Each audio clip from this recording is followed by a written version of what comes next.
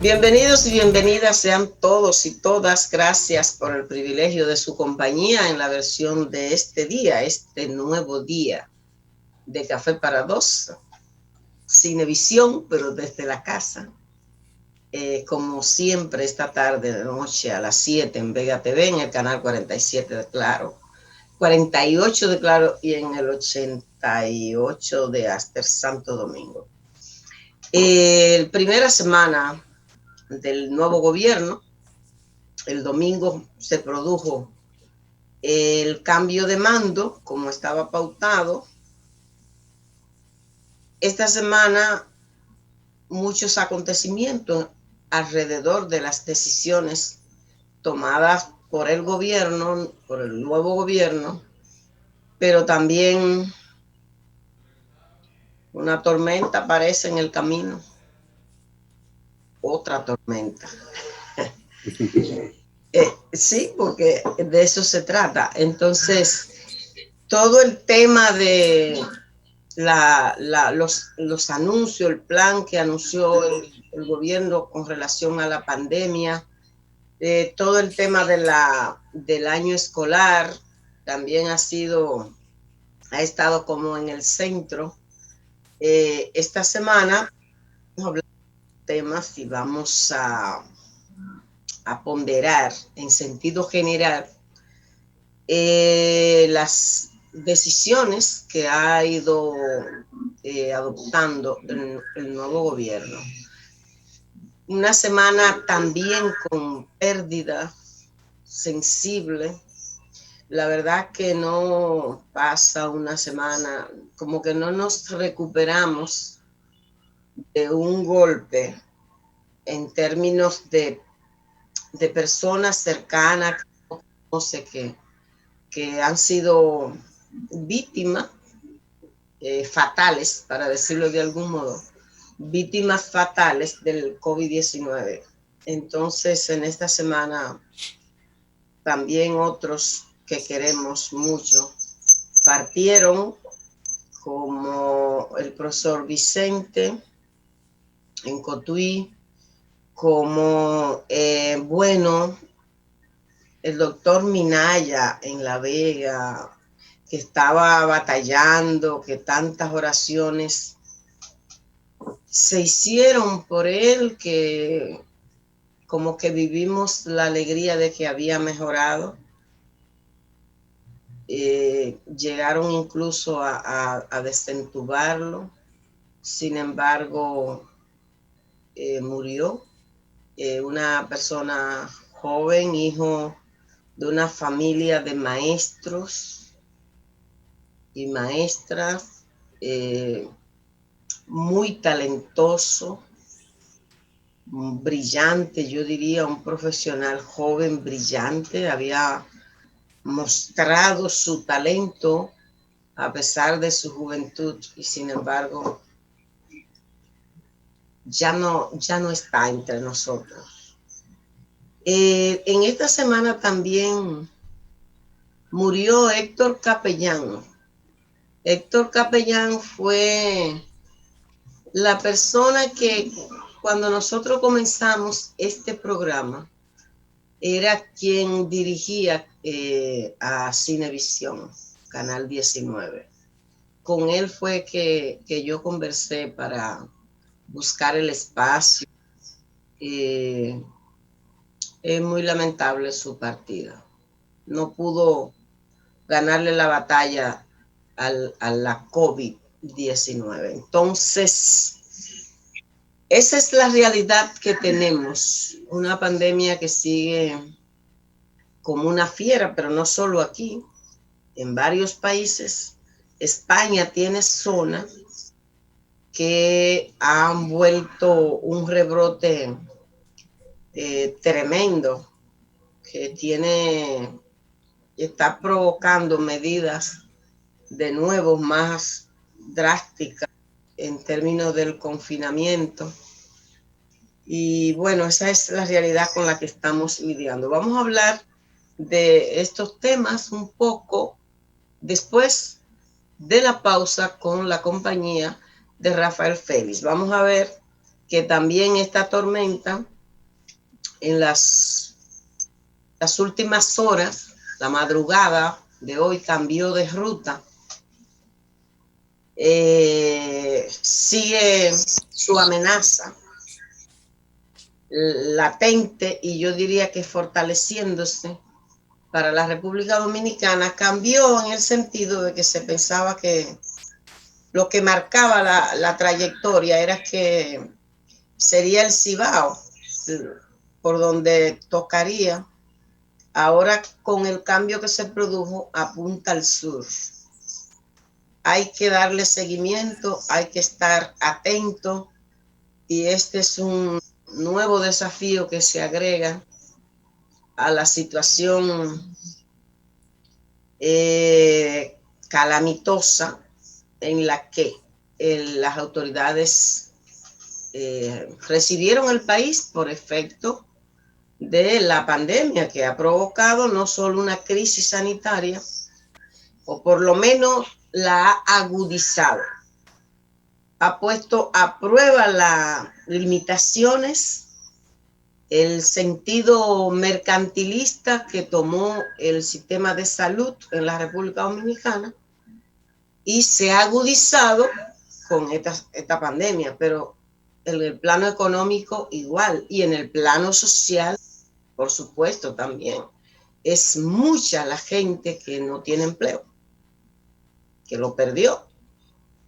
Es decir, ese es un cuadro.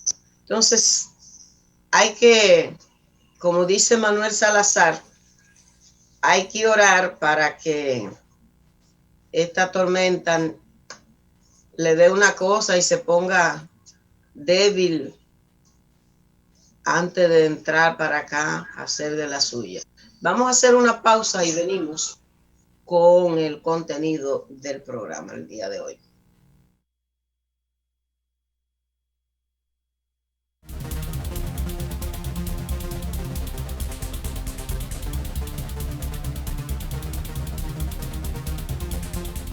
En el Instituto Nacional de Bienestar Magisterial, INAVIMA, trabajamos día a día por el mejoramiento de la calidad de vida del personal docente, del sector público y de sus familiares, tanto activos como pensionados y jubilados. Brindamos diversos servicios procurando siempre la calidez, la transparencia y la responsabilidad para la satisfacción de nuestros usuarios. Somos la Casa del Docente. INAVIMA, comprometidos con el sector magisterial. Para tu descanso familiar, Hotel Cop Marina Beach Resort en Juan Dolio.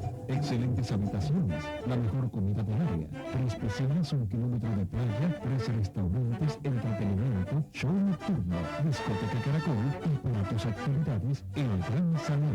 A 20 minutos del Aeropuerto Internacional de las Américas y a 45 minutos de la capital. Reservaciones en Santo Domingo, 809-544-3166, extensión 2203. Y en Juan Dolio, 809-526-2121. Hotel Cop Marina, un paraíso tropical cerca de ti. Sonrisas que muestran la satisfacción de servir con empeño y entusiasmo. Manos solidarias que construyen esperanza, guían el crecimiento y moldean el futuro. Mentes que generan valores y soluciones productivas para beneficio de todos. Hombros que sirven de apoyo a los anhelos de miles de socios que esperan renovar positivamente sus vidas, depositando su confianza en un aliado socialmente responsable y sustentable en el tiempo. Miradas que reflejan la visión de la más grande cooperativa del país. Cooperativa Nacional de Servicios Múltiples de los Maestros, COOPNAMA, un esfuerzo colectivo del Magisterio Nacional.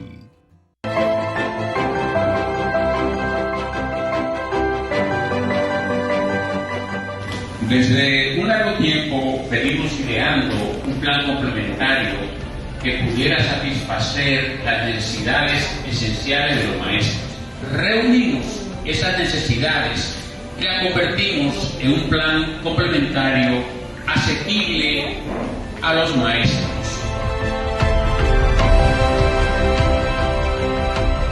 El SEGMA fue es y será la ARS de los empleados administrativos y docentes, jubilados y pensionados del Ministerio de Educación.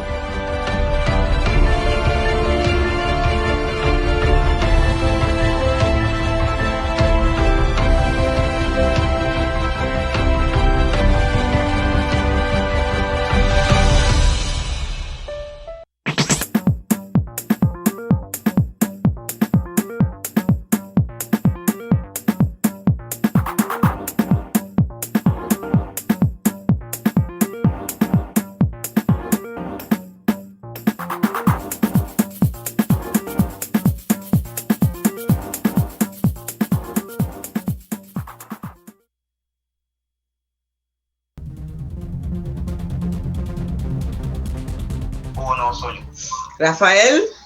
Sí, muy buena, María Teresa. Tuvimos... día que amenaza de tormenta.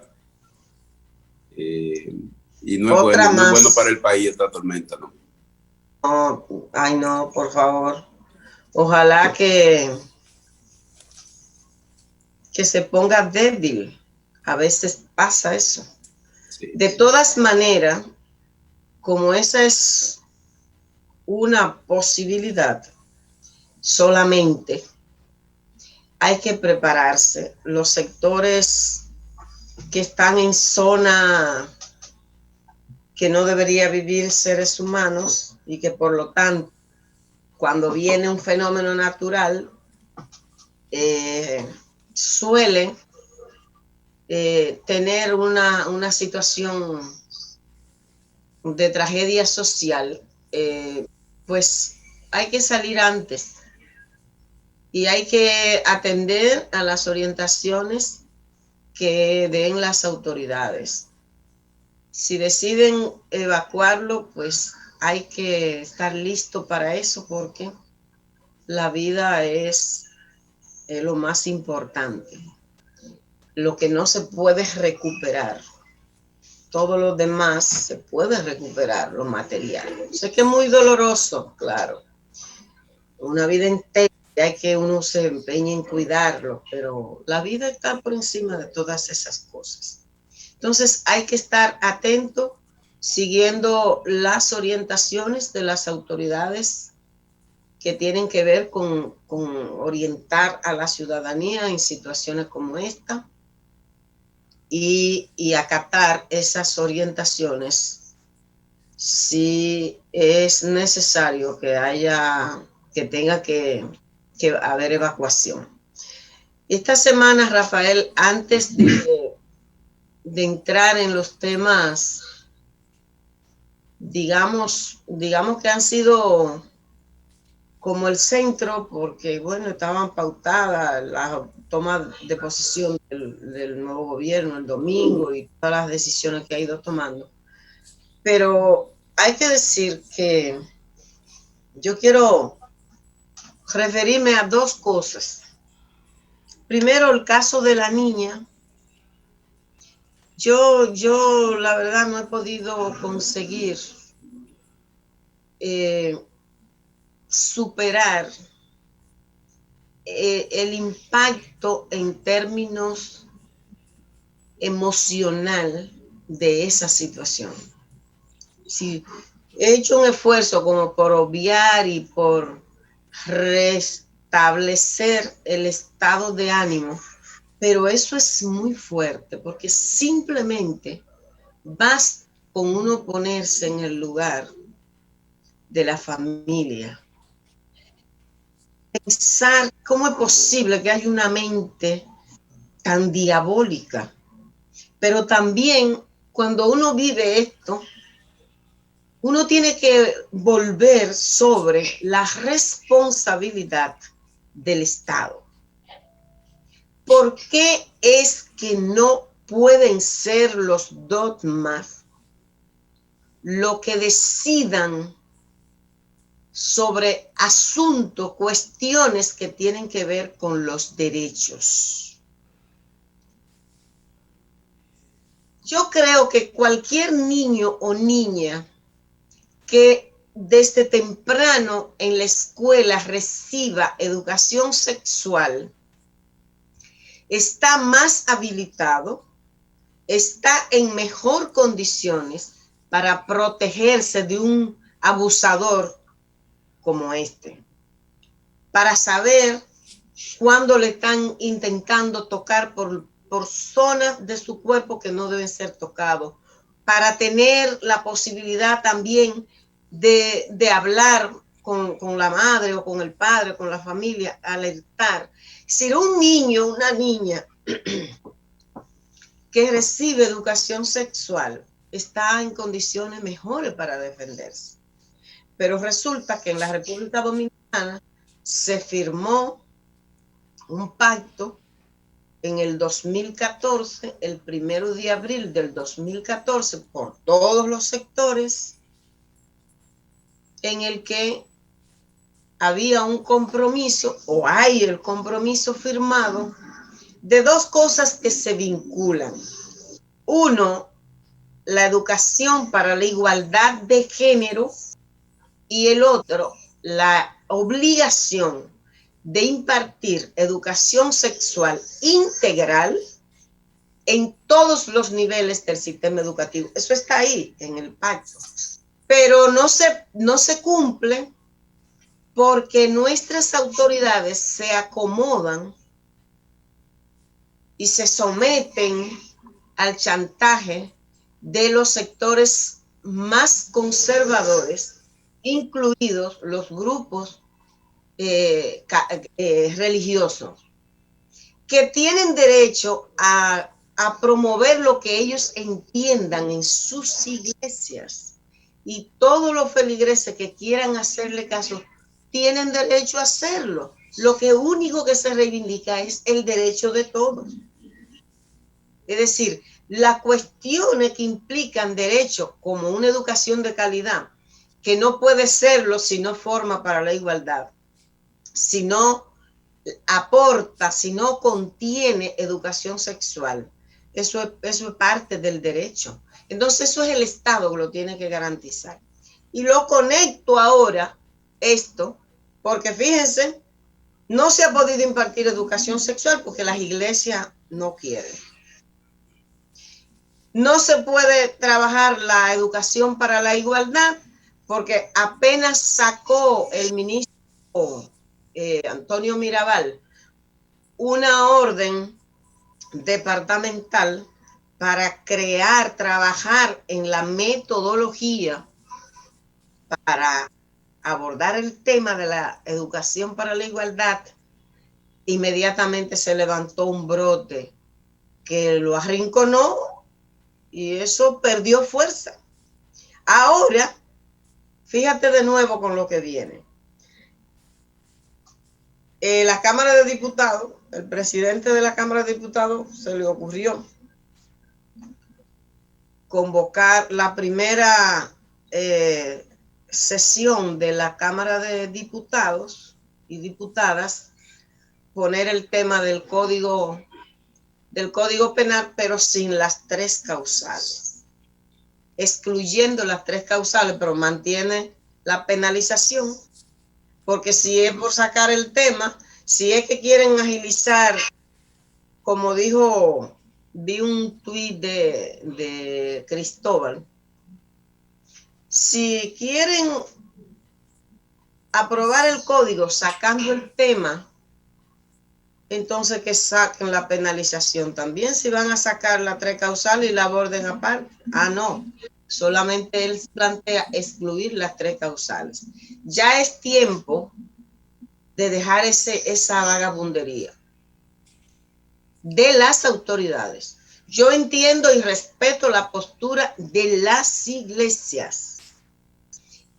Ellas deben difundir lo que creen respecto de cualquier tema en sus iglesias con sus feligreses.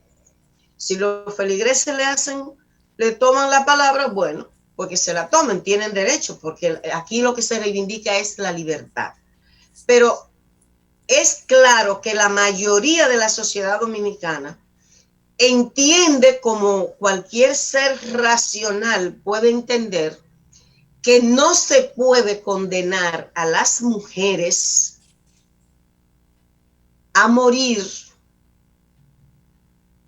porque tiene un feto que la ciencia establece que no tiene posibilidad de vivir una vez sale del vientre de la mujer.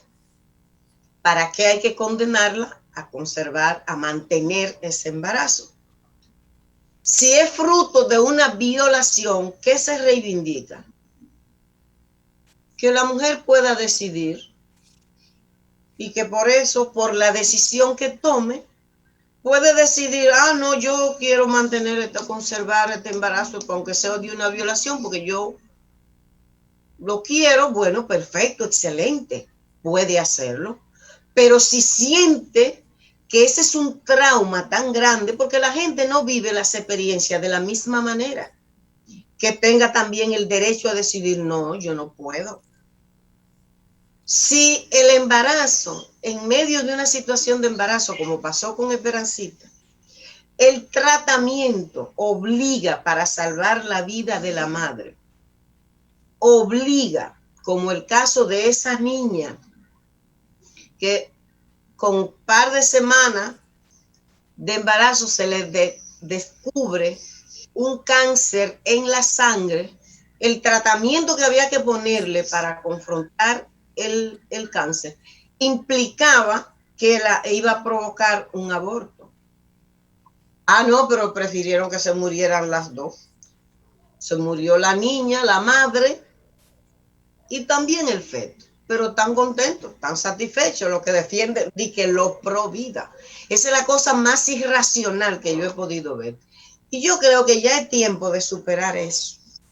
Ya el miedo, el chantaje, porque las iglesias comenzaron a hacer listas de por quién no se podía votar. Y más campaña sucia que le hicieron a Faride, quedaron demostrado que no es verdad, que lo siguen ciegamente, que la gente también ha ido aprendiendo a discernir. Entonces, ya es hora de que estas cosas se acaben se asuman con sentido de responsabilidad.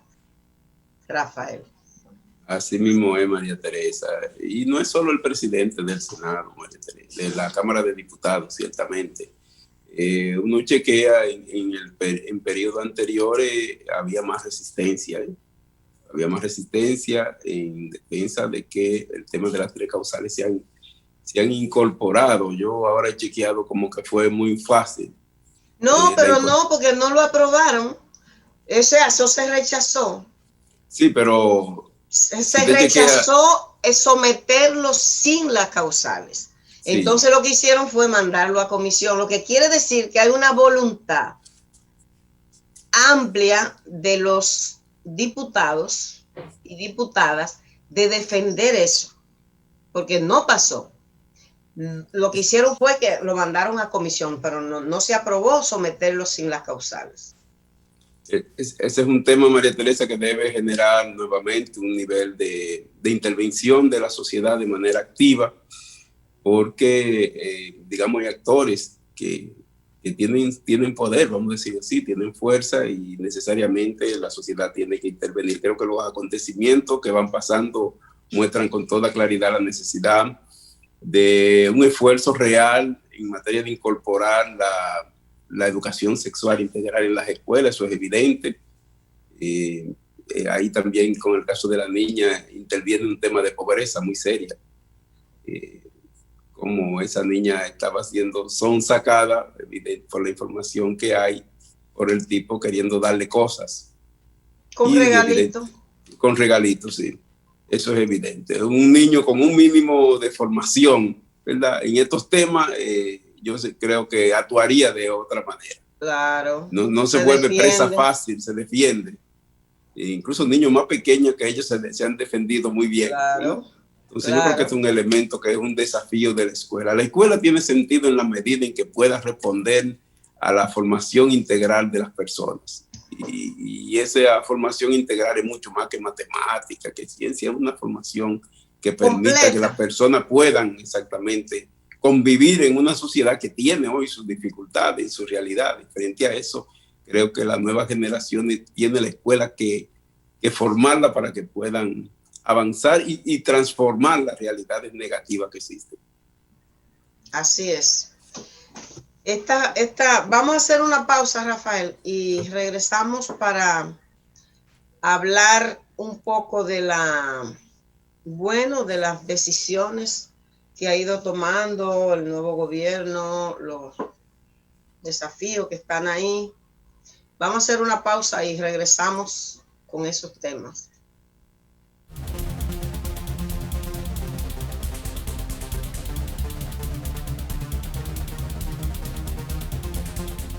En el Instituto Nacional de Bienestar Magisterial, INAVIMA, trabajamos día a día por el mejoramiento de la calidad de vida del personal docente del sector público y de sus familiares, tanto activos como pensionados y jubilados. Brindamos diversos servicios procurando siempre la calidez, la transparencia y la responsabilidad para la satisfacción de nuestros usuarios. Somos la Casa del Docente. INAVIMA, comprometidos con el sector magisterial.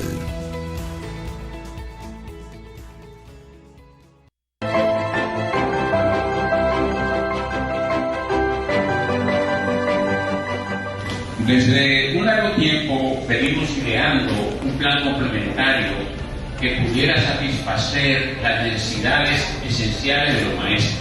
Reunimos esas necesidades y la convertimos en un plan complementario asequible a los maestros.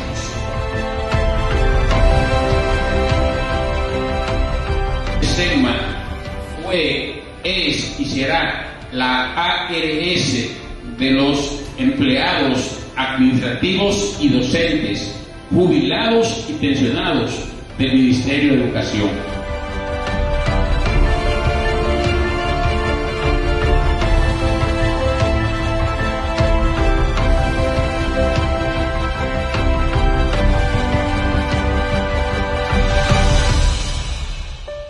Sonrisas que muestran la satisfacción de servir con empeño y entusiasmo. Manos solidarias que construyen esperanza, guían el crecimiento y moldean el futuro. Mentes que generan valores y soluciones productivas para beneficio de todos. Hombros que sirven de apoyo a los anhelos de miles de socios que esperan renovar positivamente sus vidas, depositando su confianza en un aliado socialmente responsable y sustentable del tiempo. Miradas que reflejan la visión de la más grande cooperativa del país. Cooperativa Nacional de Servicios Múltiples de los Maestros, COOPNAMA, un esfuerzo colectivo del Magisterio Nacional. Para tu descanso familiar, Hotel Cop Marina Beach Resort en Juan Dolio. Excelentes habitaciones, la mejor comida del área, 3 piscinas, 1 kilómetro de playa, 3 restaurantes, entretenimiento, show nocturno, discoteca Caracol y para tus actividades, el Gran Salón. A 20 minutos del Aeropuerto Internacional de las Américas y a 45 minutos de la capital. Reservaciones en Santo Domingo, 809-544-3166, extensión 2203. Y en Juan Dolio, 809-526-2121. Hotel Cop Marina, un paraíso tropical cerca de ti.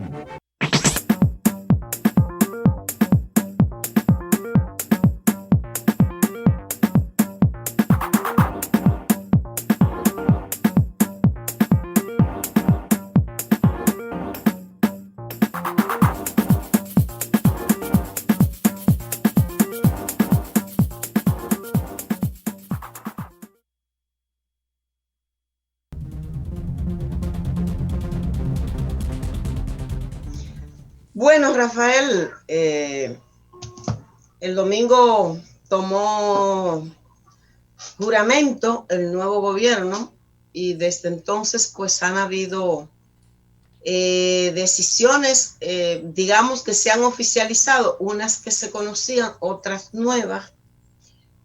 Y yo creo que yo quiero destacar primero que hay un hecho que yo no había visto.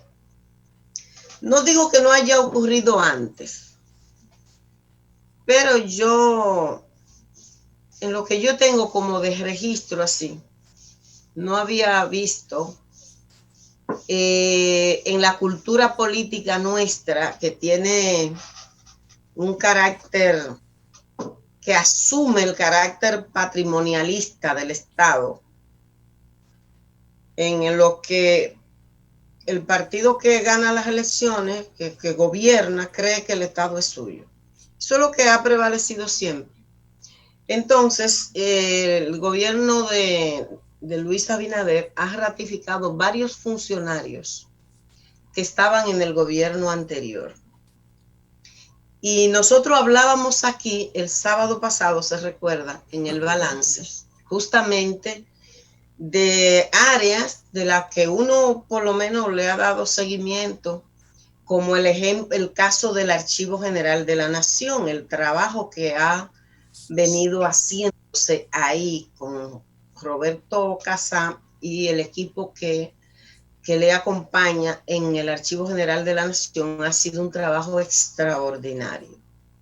Entonces, una cosa positiva, mira que el gobierno de Luis Abinader los ratificó en su posición. También ratificó el que dirige el 911. Sí, y ratificó otros, me parece que 2 viceministros. Eso yo creo que es una cosa, parece un detalle elemental, pero me parece importante porque va marcando como, y manda también un mensaje, decir que una gente que hace que está haciendo un trabajo con eficiencia, con calidad, porque tiene que ser suspendido porque haya sido nombrado en una gestión anterior. Yo creo que eso es positivo, son de las cosas buenas que estamos viendo. En esta semana el gobierno anunció el plan para el tema de enfrentar la pandemia. Anunció que van a aumentar, el martes llegan 100,000 pruebas para aumentarla a un promedio de 7,000 diarias, y que han hecho otro pedido de 100,000 más para garantizar que no falten, porque aquí hay una situación de desabastecimiento, esa es la verdad. Ya lo habían adelantado incluso las autoridades anteriores, que no había muchas cosas que no estaban, reactivos y demás.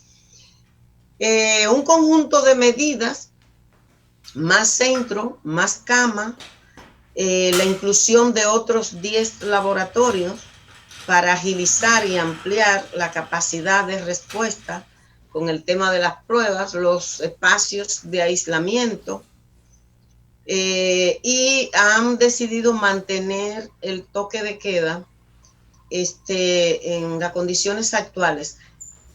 Pero hay que decir que la gente está como... Hay gente todavía que hace cosas, porque mira, no es lo mismo una persona que sale porque tiene que salir, porque si no sale, no puede vivir porque no tiene cómo garantizar su manutención, a la gente que hace aglomeraciones, fiestas y demás en tumulto. Eso es otra cosa. Ahí entra un rasgo de irracionalidad.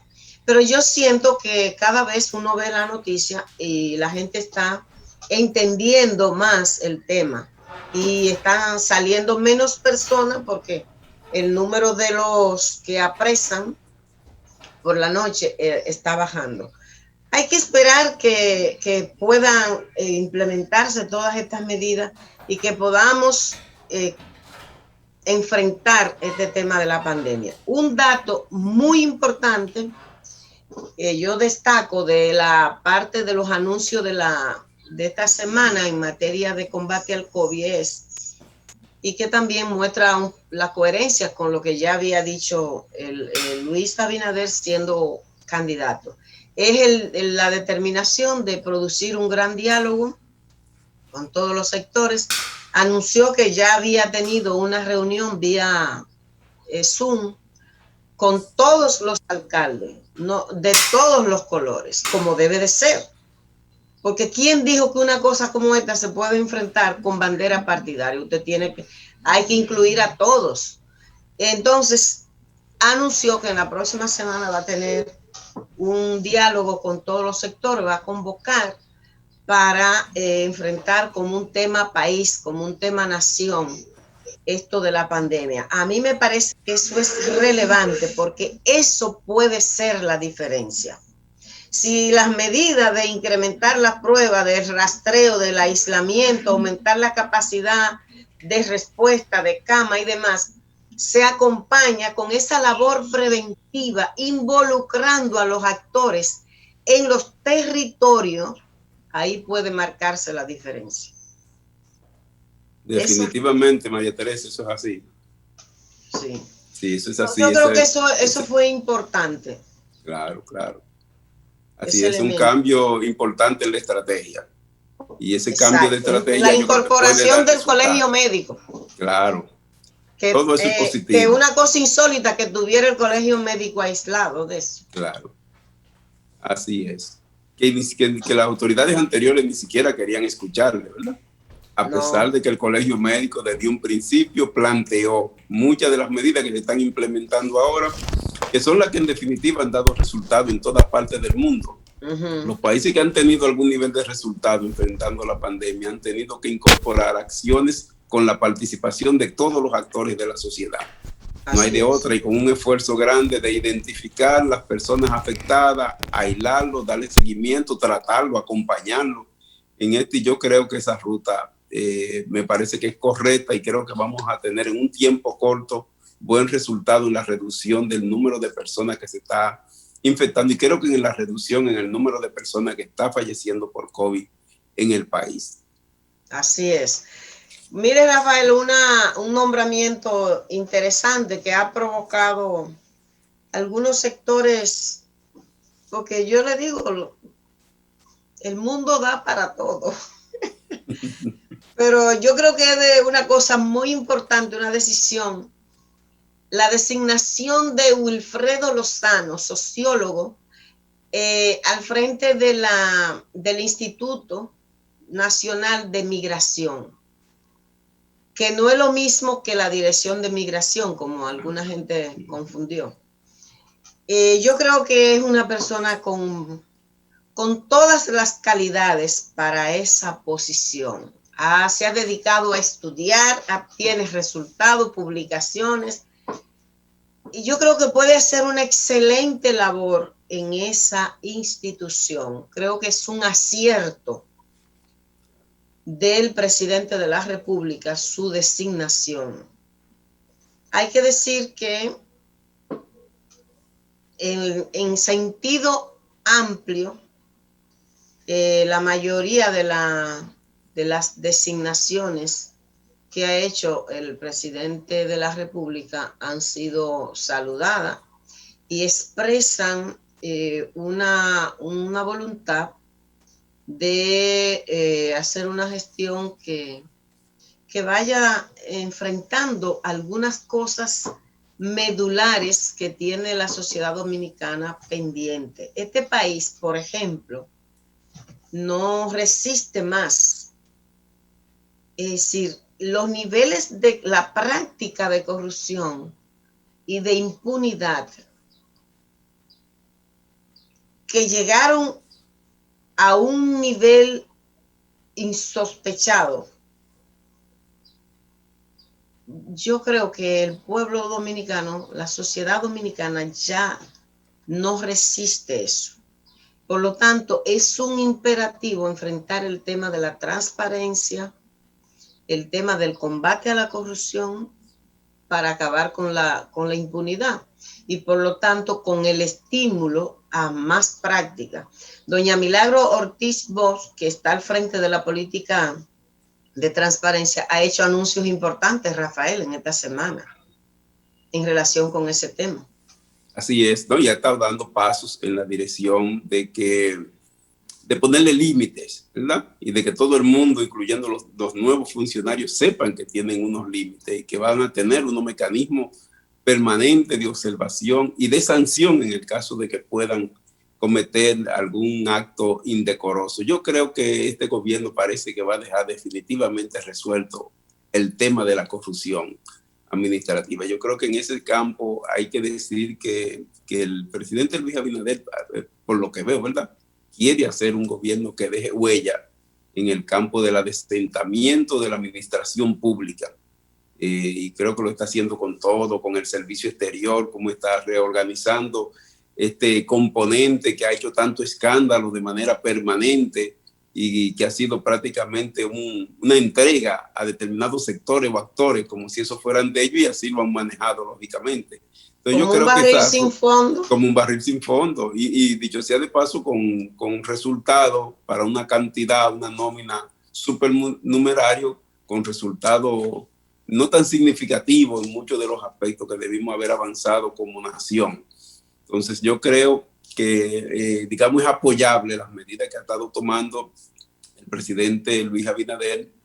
Bueno, tomé en cuenta también que son 4 o 5 días, ¿verdad?, que tiene en el ejercicio, pero ya hay medidas que son visibles y que yo creo que marcan una ruta. Hay gente, señores, es impresionante, Rafael, la verdad. Ay, madre mía, cuánta irracionalidad. Que le quiere pedir resultado en 5 días en cosas que son estructurales. Claro. Ha habido algunas reacciones en el tema de las designaciones de 2 miembros de una familia. Y eso se ha confundido con el tema del nepotismo. Yo creo que hay una confusión en el sentido, en términos conceptual, porque el nepotismo es, por ejemplo, que a mí me nombren en una institución y yo lleve a esa institución a un hermano mío, a un sobrino, al otro, al cuñado, al hermano, al tío. Eso es nepotismo. Porque yo estoy prevaleciéndome de una posición de jerarquía para beneficiar a los míos. Eso se llama nepotismo. Ahora, que de una familia, el caso, por ejemplo, cuando designaron la hija de Milagros, Germán, que tiene un currículum envidiable, a pesar de su juventud y unos resultados, una producción en el área, porque habían nombrado ya antes a otro hijo de Atuey, a Luis Miguel, hijo de Cecilia. ¿Entiendes? Entonces, esas son cosas diferentes. Está bien que no se pueda, que no esté bien que se vuelvan clanes, pero me parece que también hay que diferenciar una cosa de la otra. El caso de la hermana de Orlando también, porque ella, es que lo que pasa es que aquí siempre se mira por el lazo sanguíneo. Pero no, porque ella ha hecho su trabajo, ella, y ha desarrollado una profesión y ha mostrado que puede aportar al margen de su hermano. Entonces, creo que hay que como que diferenciar una cosa de la otra. Lo que se movió fue el tema del anuncio del año escolar, del abordaje del año escolar. Y eso yo creo que, hay como, visualizo 2 posturas. Una que me parece razonable en el sentido de los sectores que tienen incertidumbre por saber cuándo va a ser, cuál es el horizonte de tiempo, cuál es la modalidad. Eso me parece que es una cosa atendible. Pero yo he observado esta semana, que me he dedicado un poco, yo siempre hago eso para tener una idea de por dónde que las cosas van. he visto una narrativa que parte como si en algún momento el presidente Abinader y el ministro de Educación habían afirmado que iniciarían el año escolar, que iban a anunciar el inicio del año escolar el 24. Eso no es verdad. Eso no es verdad, ni tampoco es posible. Sí, yo tengo más de mes y medio diciendo en programas que he participado que materialmente no es posible pensar el inicio el 24, porque la única manera de comenzar el 24 sería presencial. Si tú vas a llamar presencial, que los muchachos vayan para la escuela y que vaya todo el personal, esa es la única forma, porque no hay condiciones para, en la modalidad virtual, ni combinando virtualidad y educación a distancia, no hay, esas condiciones no están creadas, hay que crearlas para iniciar el año escolar. Entonces, salir con eso como que no está bien. Es decir, hacer creer, generar, poner en la mentalidad de la gente que lo que se iba a anunciar el jueves era que el 24 empezaba el año escolar. Yo no creo que fuera eso, porque yo no veo las condiciones. Entonces, ¿por qué no hay condiciones? Bueno, porque no es lo mismo, porque para usted trabajar la combinación de la educación virtual, primero para la virtualidad, no es, además de que hay una brecha digital grande, una cantidad de familias que no tiene acceso a la conectividad. Esa es una. Pero imaginemos que se le pone conectividad a todo el mundo. Faltan los dispositivos. Para comprarlo, solamente para comprarlo, hay un tiempo que se necesita. Solamente para comprarlo. ¿Es posible eso de aquí al 24? En ninguna mente cabe. Resuelto el tema de la adquisición de los dispositivos y del internet, entonces hay que capacitar a los maestros y a las maestras, hay que producir un material, una herramienta, una especie de guía, no me gusta decir guía, pero como una herramienta de orientación a las familias. ¿Por qué? Porque los maestros y las maestras no fuimos formados para trabajar la educación virtual. Y la educación virtual tiene unas particularidades que hay que manejarla. Hay una fundamentación teórica para los aprendizajes en red que los maestros y las maestras se tienen que familiarizar con ello, que tienen que saber cómo manejar una plataforma, cuáles son las herramientas que están ahí que pueden ser explotadas desde el punto de vista pedagógico, cómo hacerlo. Eso requiere un espacio de tiempo que hay que tomarse, que en ese plan tiene que estar contemplado. Entonces yo creo que una aberración, y yo creo que es como de mala fe, querer hacer creer que lo que iban a anunciar el jueves era que el año escolar comenzaba el 24 y que como se pospuso para el lunes, ya el año escolar no va a empezar el 24. Yo creo que eso es muy feo, jugar con ese tipo de cosas.